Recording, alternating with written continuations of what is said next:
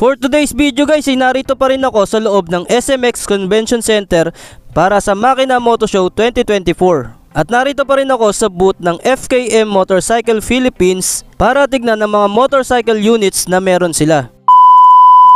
Ang una sa aking listahan ay ang nag-iisa nilang classic scooter na 150cc. Ito na guys, ang FKM Labi 150. Wow, look at that. Ang ganda ng pagiging classic. Parang nalalove at first sight ako sa Labi 150 guys. Hala, ba't may mga puso? Alisin nyo yan, hindi ako makapag-focus sa pagbo-voice over. Ay! Going back sa ating topic, narito muna ang mga special features ng FKM Labi 150. Sa look pa lang niya guys, very classic Italian scooter ang dating. Isa sa nagpa-standout sa kanya ay yung mga chrome parts niya. Sa side mirror, sa headlight, sa gilid ng front fairing, maski sa body. Nagustuhan ko talaga yung chrome design niya. Pati na rin yung chrome FKM emblem niya sa harapan. Talagang bumagay sa look niya na classic. Isa pa sa nagpadagdag sa pagiging classic niya ay yung chrome muffler cover niya guys. At yung chrome emblem niya. Kung titignan nyo naman yung harap niya guys, very minimalist lang pero eleganting tignan. Napaka-elegante rin ng design ng taillight niya at ng dalawang signal light. Bago tayo magpatuloy, kung i-rate nyo ang pagiging classic niya from 1 to 10, anong ibibigay nyo? I-comment nyo nga sa ibaba.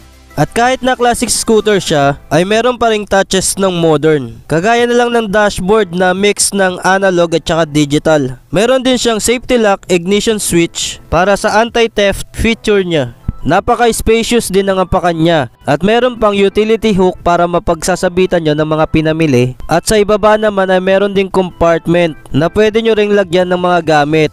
Meron din tong USB port para sa charging. Isa pa sa nagustuhan ko sa kanya guys ay yung upuan niya. Tignan nyo naman, nakasudo stitch na siya guys. So stock seat niya yan guys, pero kung titignan para na ring nagpa-upgrade.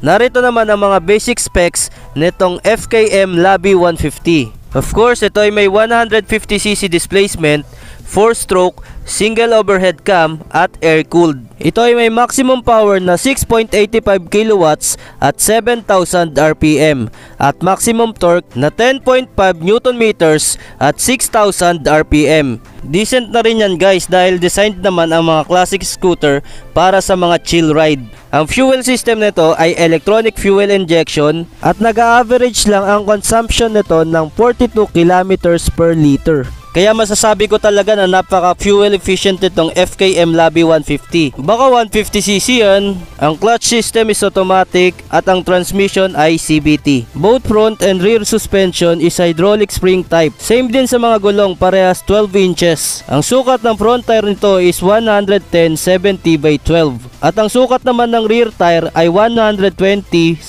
by 12 inches. Sa braking system naman, ang front and rear brake nito ay parehas disc brake at parehas CBS o combined braking system. Sa overall dimension naman, ito ay 190 cm by 70.5 cm by 113.5 cm. Ang wheelbase naman ito ay 134 cm. Ang seat height ay 81 cm.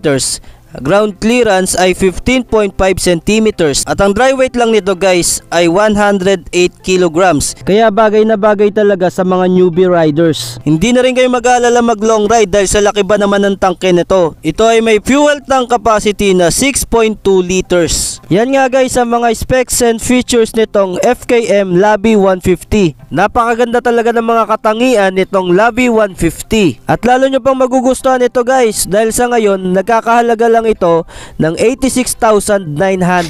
Oh, na-inlabi na rin ba kayo sa FKM Labi 150? I-comment nyo nga sa ibaba. Yun lang guys, maraming salamat sa pagsama nyo sa akin. Gusto ko lang talaga ipakita sa inyo itong FKM Labi 150. Talaga namang na-inlabi ako sa kanya. Ako, yan na naman! Like and share for more Kambanatics videos.